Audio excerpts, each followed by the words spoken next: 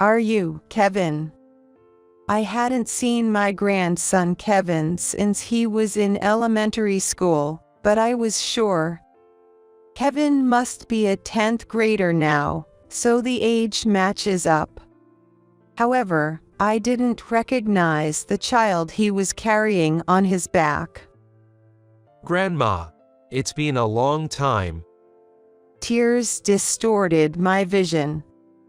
I didn't know what to say, torn between the painful sight and the joy of reunion. The grown-up Kevin, unlike me, never showed his emotions openly. "Please, let us stay tonight." I didn't know what had happened, but there must be a reason they were here, underdressed on such a snowy day. How hard must it have been to walk this distance in the snow, carrying a child on his back? The child on his back was shivering. His hands and feet were reddish-black from the cold, and his lips were turning blue. Kevin's legs were trembling, barely able to hold the child any longer. I was about to nod in agreement, as if to say, "Of course." "Don't be ridiculous. I can take care of that kid." Stomping loudly, my husband Fred, who should have been watching TV in the back of the house, came to the entrance. He seemed to have overheard our conversation. Even I, who had been with him for so long, flinched at his reaction, so a high schooler like him must have been terrified. But then, "I see," he said, with a wry smile. It was a hollow smile, twisting only his mouth, as if everything was as he expected. "My name is Olivia. I live a relaxed life in a suburb a bit away from the city center. I'm in my late 60s now, and since my husband Fred has retired, we're living on our pension. Fred has always been extremely stubborn and difficult. When he was working, there seemed to be a lot of conflicts and trouble. But those who knew him well understood that Fred was just awkward. He's always hated anything dishonest, and once he made up his mind, he rarely changed it. He was also terrible at expressing his emotions. Back then, I knew that Fred was more stubborn and awkward than others, so I often stepped in to smooth things over. Although I wasn't as competent in my job as he was, I was good at socializing. In a way, we were like oil and water, but we naturally got along.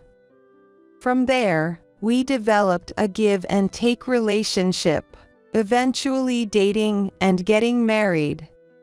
After we married, we quickly had a son. I think even the stubborn Fred was pouring his love into him in his own way. Thanks to that, our son Mark grew up well and now has a son, Kevin. We thought the peak of happiness would continue, but it didn't turn out that way. We've become estranged from Mark since a few years ago. A big fight between Fred and Mark was the start of the rift. I would usually stay neutral, but this time I had to side with Fred, so I haven't seen my son for years. That's also why I haven't been able to see Kevin. I dearly miss him, my first grandchild, but there's probably nothing I can do. All this is probably because of Mark's married life. Mark had been dating a girl named Anna since his student days. Anna lived nearby, and our families were close, so Fred and I truly blessed their marriage. I remember Fred's face brightening up like a different person when Kevin was born, lifting his grandson in his arms. I think it was around the time Kevin started elementary school that Anna began talking to us about Mark frequently. Mark's been coming home late. He's often working overtime and on weekends. I was struck by Anna's genuine concern for Mark. With a young child at home, Mark's overtime and weekend work must have been incredibly stressful for her. My husband was a workaholic too, and it was terribly hard. That's why I could deeply understand Anna's feelings. I also reached out to Mark several times. My concern for Mark was no different. Working too hard can break you physically, and if the company is that bad, considering reporting to the appropriate authorities should be on the table. That's what I advised. Before I finished speaking, Mark sighed dramatically and shouted, "Times have changed since you and Dad's days. Don't interfere. I'm doing things my way." From his tone, I realized the company wasn't forcing the overtime and weekend work on him. What was going on? He used to complain about our father always working when he was young. He never seemed that work-driven, seeing work merely as a means to earn money and live. Anna knew this well, which is probably why she confided in me. My concern turned into suspicion from that day on. Sure enough, my unease grew over time. Then, soon after, I received shocking news. Anna died. Tearful calls from Anna's parents reached me, informing me of the tragic news. Anna was hit by a truck while wandering aimlessly on the highway. She was walking in a non-pedestrian area at night, unnoticed by the truck driver. Anna was serious and gentle, so she wouldn't recklessly cross a highway. At least, that's what I think. I later learned that she had been absent-minded for some time before the accident.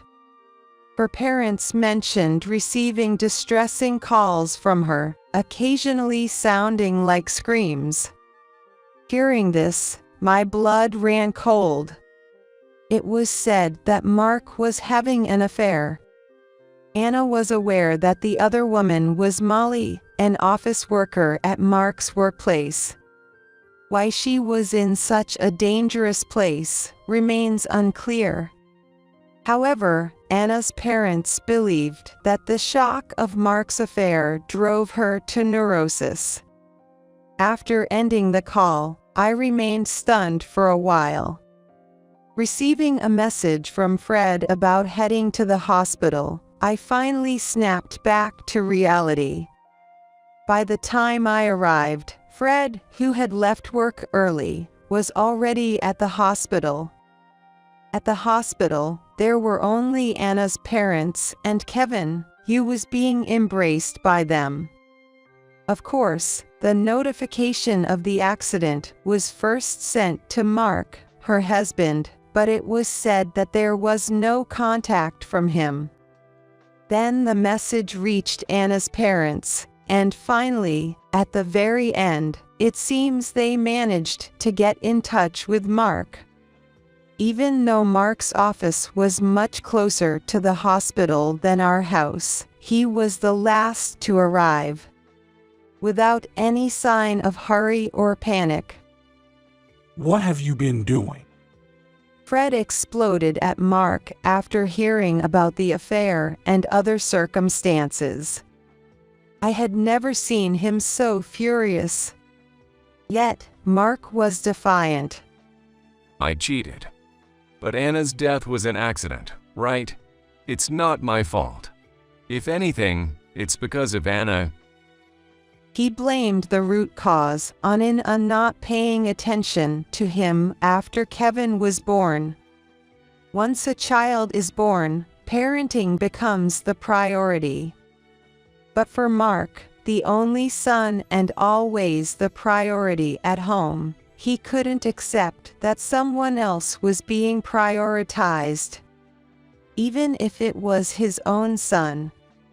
That's why he couldn't prioritize his son in his life, leading Kevin not to be very attached to him. This vicious cycle made him feel like he had no place at home. In front of the late Anna, Mark yelled that her neurosis was her own fault. At his irresponsible words, Anna's parents broke down in tears, and Fred was almost at the point of hitting him. I could only calm them down and soothe Kevin, who started crying even harder at the sight of the adult's behavior. In that moment, seeing my son's state and feeling powerless, I was overwhelmed with a sense of inadequacy. Thus, a definitive rift formed between us and Mark. We insisted that either Anna's parents or we should take Kevin in, but Mark was unyielding. Though he confessed to the affair at the hospital, there was no further evidence, and since the confession wasn't recorded, Mark's infidelity remained unproven. I was terribly worried about Mark's selfish behavior. Hoping to be of some help, I discreetly gave Kevin a piece of paper with a map to our house and our contact information. It's a bit of a walk from their house to ours, but it's better than nothing. If nothing else, that's fine. And so, we parted ways.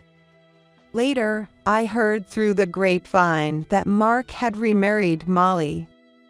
Apparently, she is about 10 years younger than Mark. Rumors even said that Molly knew Mark was married when they started their relationship. I was worried about Kevin's relationship with them.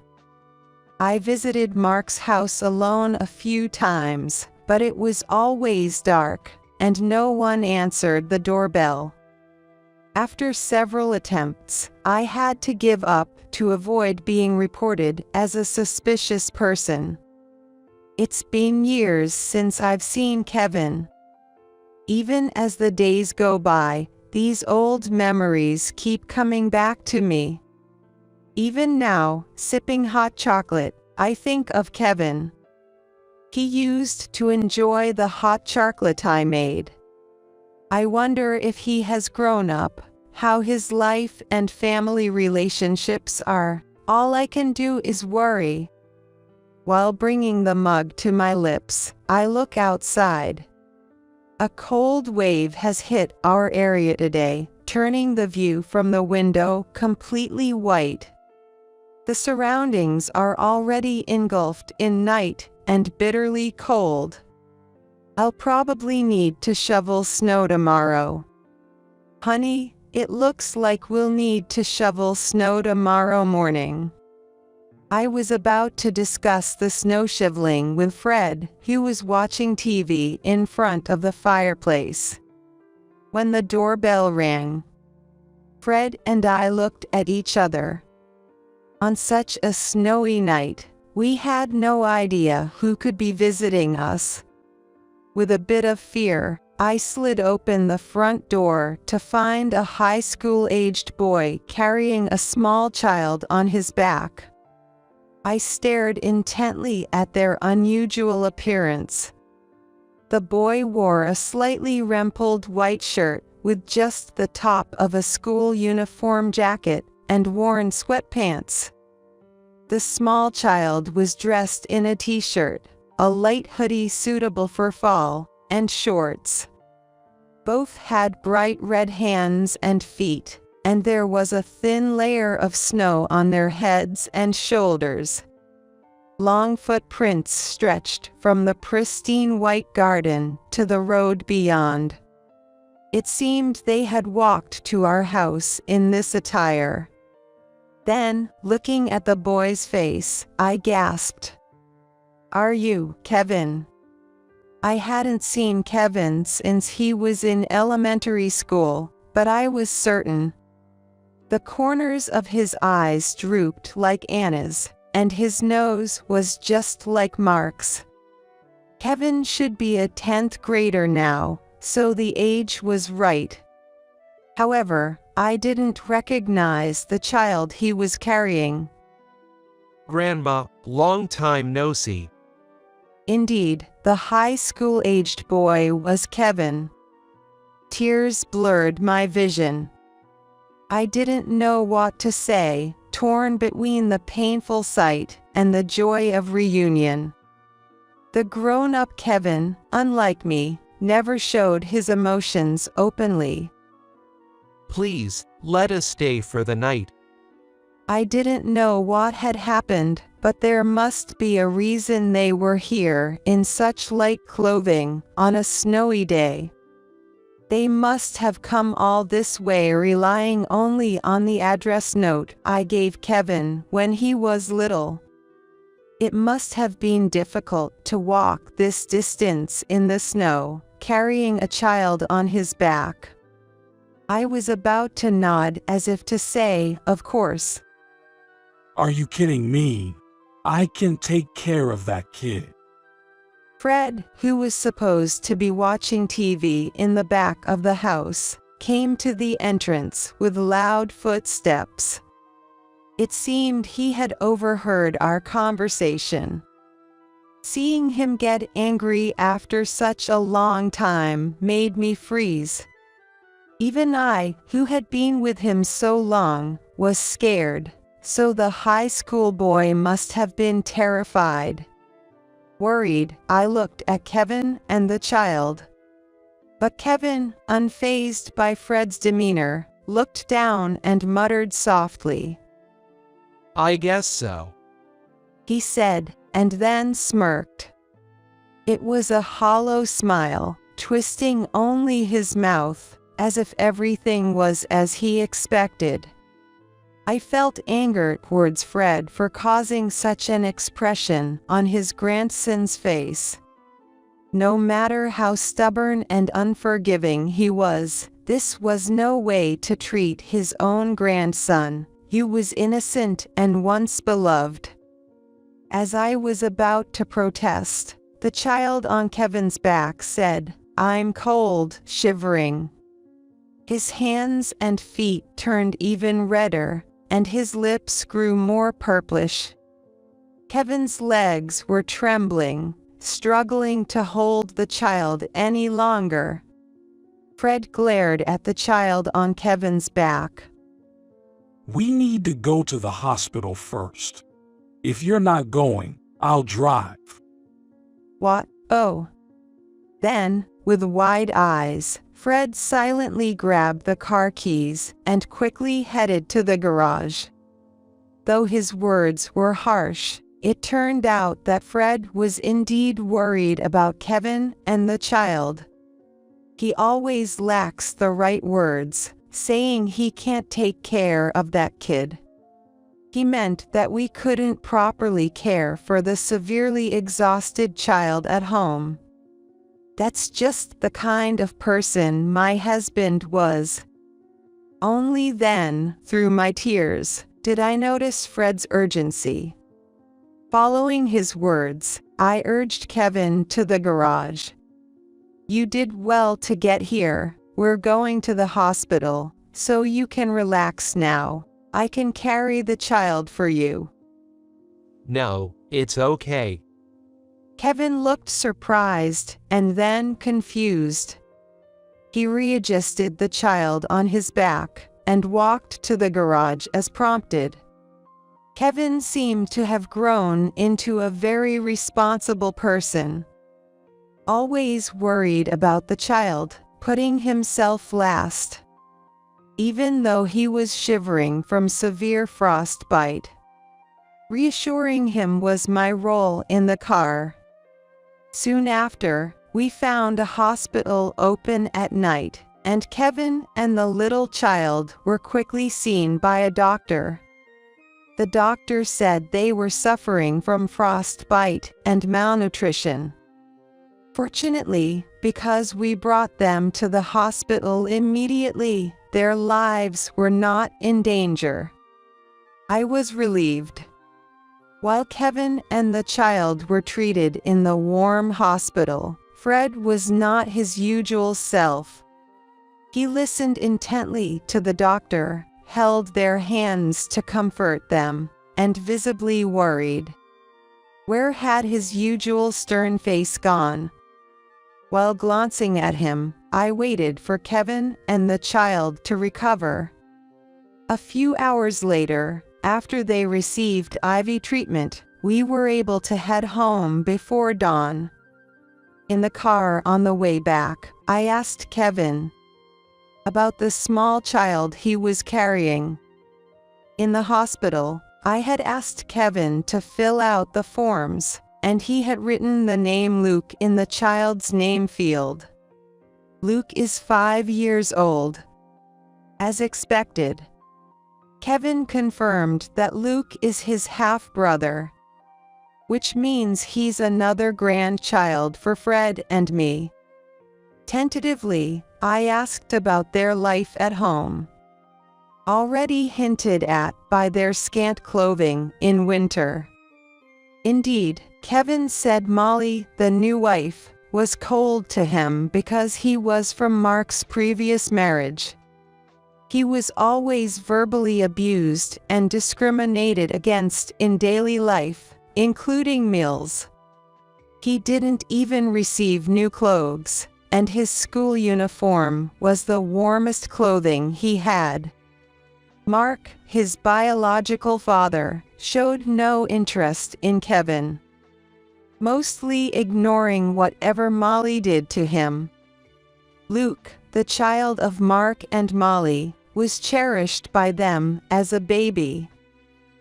But they gradually stopped caring. Probably became too much of a bother. They began to shift their responsibility of looking after Luke onto Kevin. They were always self-centered, unable to prioritize their children.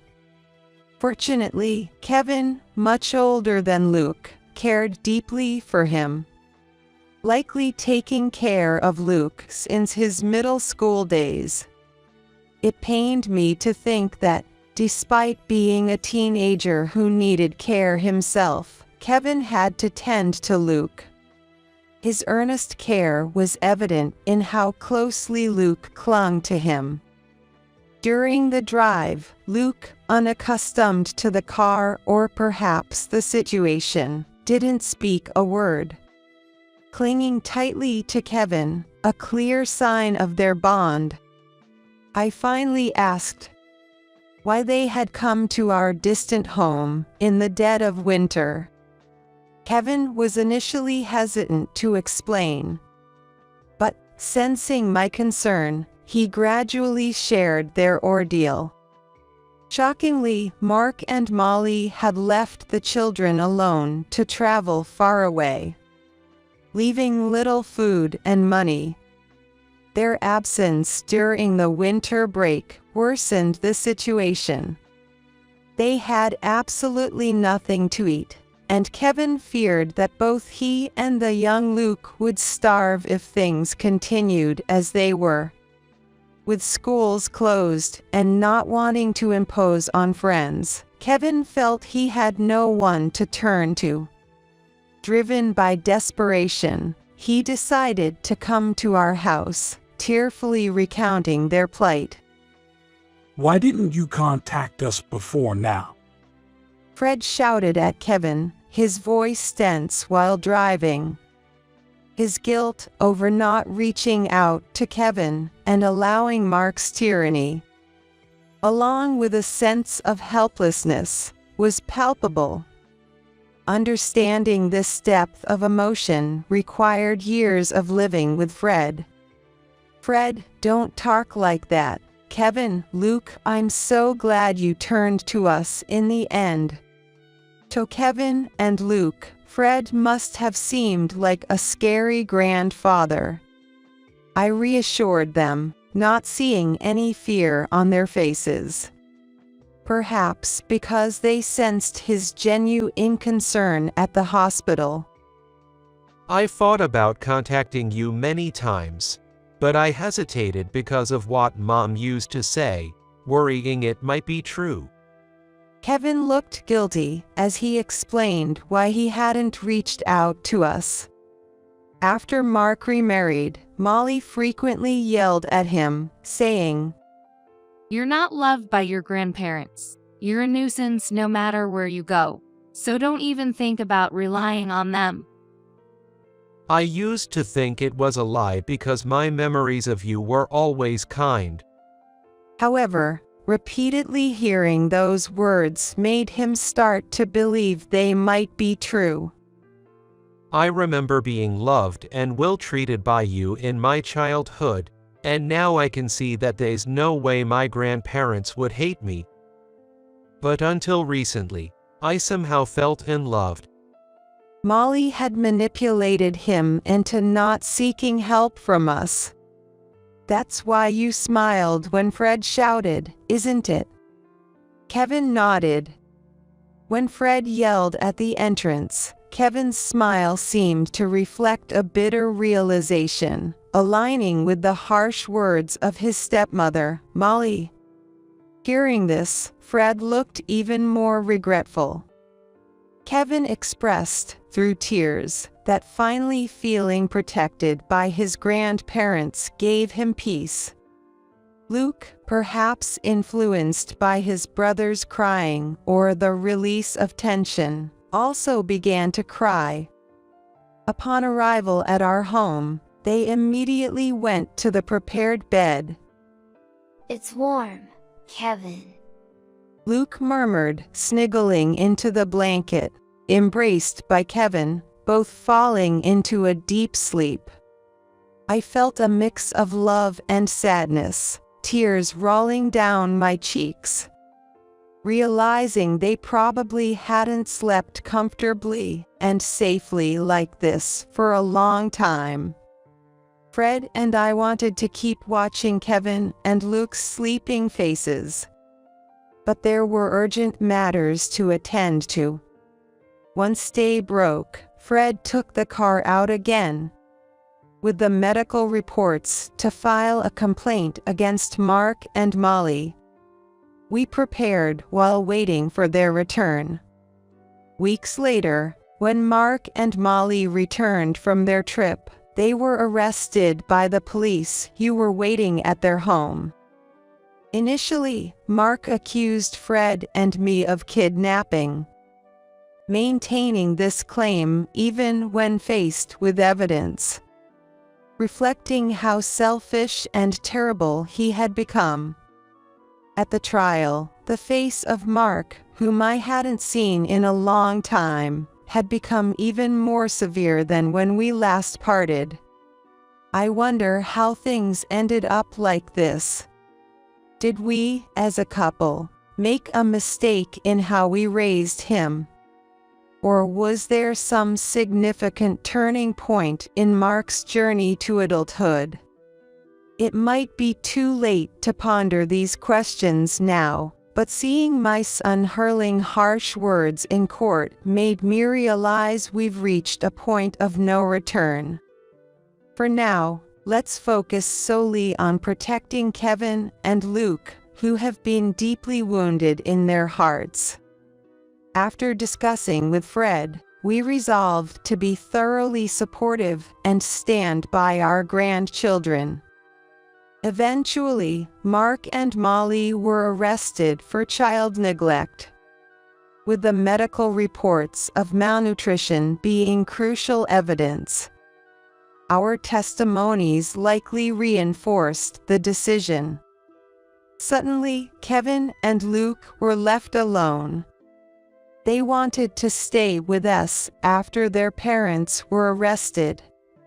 However, doubting our capability to raising a neglectful son, we consulted Anna's parents.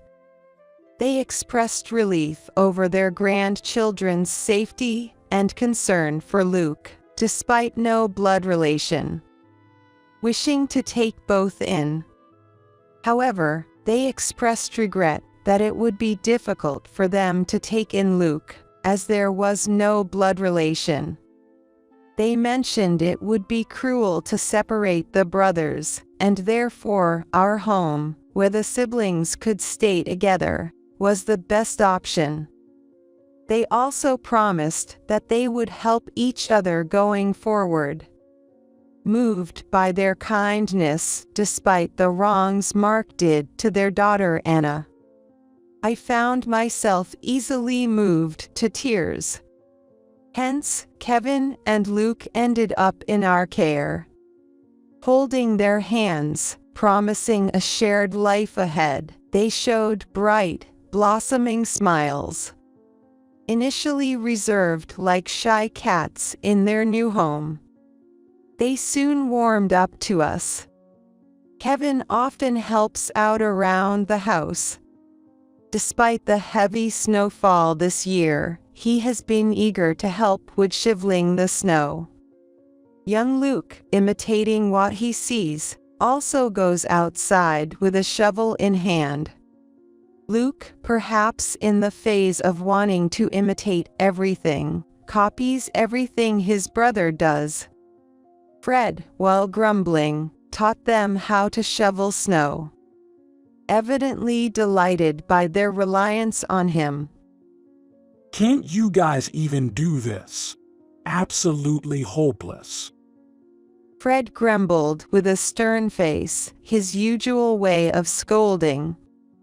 However, Kevin and Luke seemed to understand that it was just his way of hiding his embarrassment, and they would just smile and let it roll off their backs.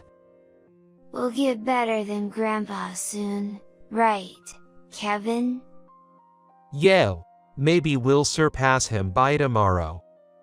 Though my husband continues to be difficult, Kevin and Luke are growing fond of him, embracing his gruffness as part of their affection for their grandfather. I watch their endearing interactions as I prepared a day's meal. Dinner's ready, let's take a break.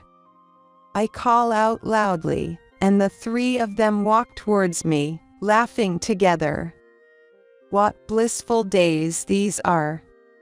Winter is nearing its end, and the season of budding flowers approach us. Warm moments are passing among the four of us,